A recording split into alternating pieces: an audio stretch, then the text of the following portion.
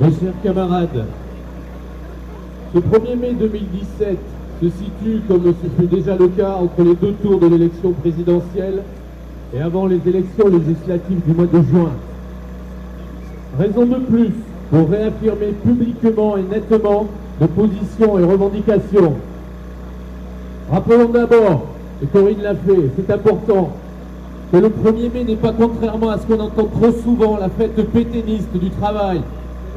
C'est une journée de solidarité internationale au cours de laquelle les travailleurs expriment leurs revendications.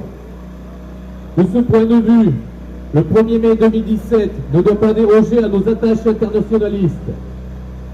Aujourd'hui, dans beaucoup trop de pays, la liberté d'association comme la liberté de négociation ne sont pas respectées.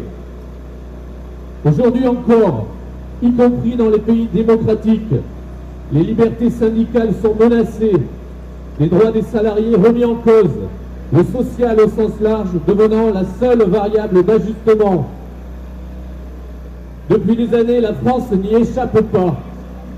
Entre la position commune et la loi sur la représentativité qui ont restreint le choix par les adhérents de leur délégué syndical, le chômage et la précarité, les inégalités qui se sont développées, les droits à la retraite qui ont été amputés, le pouvoir d'achat qui a diminué, le service public républicain qui a été rabougri, les conditions de travail dégradées, les attaques n'ont guère cessé.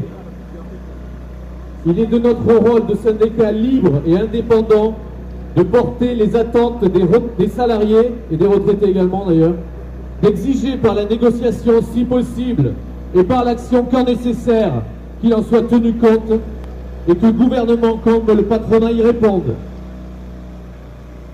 Cela impose des changements d'orientation en matière de politique économique sociale au plan européen comme national.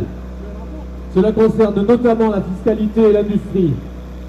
Européens nous sommes, mais pour une Europe porteuse de progrès et de justice sociale, ce qui nécessite de réviser les traités européens rejetés aujourd'hui par la quasi-totalité des syndicats européens qui réclament par exemple dans tous les pays des augmentations générales de salaire.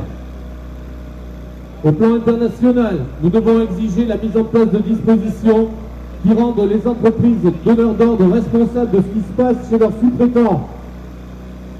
Mes chers camarades, l'élection présidentielle ne nous fait pas oublier nos positions et revendications qui seront donc au cœur de ce 1er mai.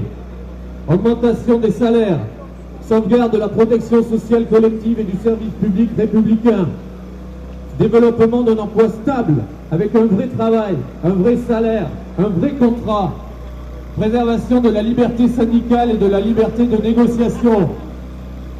Tout comme l'an dernier ici même, où nous prenions la parole avec les mêmes organisations syndicales, nous continuons à combattre la loi travail et en réclamer l'abrogation. Cette loi qui, pour le temps de travail, a inversé la hiérarchie des normes. Cela est d'autant plus nécessaire que la porte entrouverte l'an dernier risque d'être complètement ouverte prochainement sur d'autres aspects du droit du travail. De même, nous devons militer pour la préservation des régimes de protection sociale collective, lesquels, n'en doutons pas, seront très prochainement dans le viseur des politiques. À Force ouvrière, nous avons de la suite dans les idées et de la cohérence.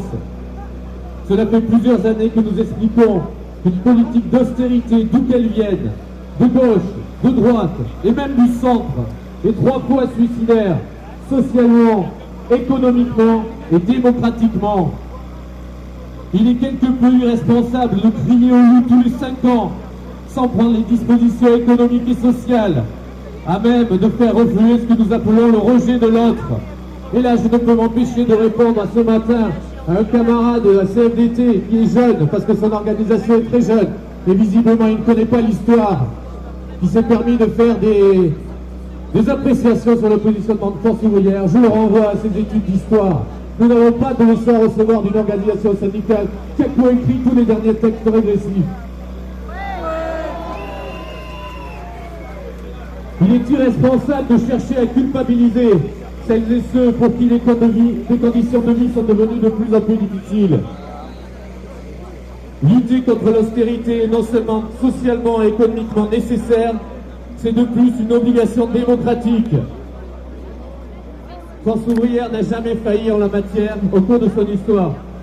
Et je vous rappelle que Force ouvrière tire son nom d'un mouvement de résistance pendant la dernière guerre mondiale. Résistance ouvrière.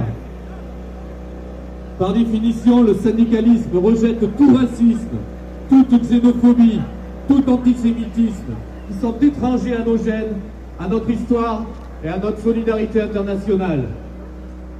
En France, nous avons toujours marqué notre attachement aux principes républicains de liberté, d'égalité, de fraternité et de laïcité.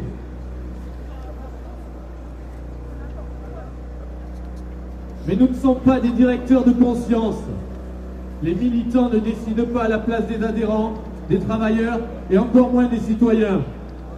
Nous militons pour l'émancipation, pas pour la soumission à des dogmes ou à des paroles considérées comme providentielles ou autorisées à penser à la place de tout un chacun. C'est aussi pour ces raisons que tout en rappelant nos analyses et positions et revendications, nous ne donnons aucune consigne de vote à l'occasion d'élections politiques. L'émancipation des travailleurs sera l'œuvre des travailleurs eux-mêmes. Cela s'appelle, mes chers camarades, la liberté et l'indépendance syndicale. L'indépendance ne se saucissonne pas, elle ne se négocie pas. Elle est ou elle n'est pas.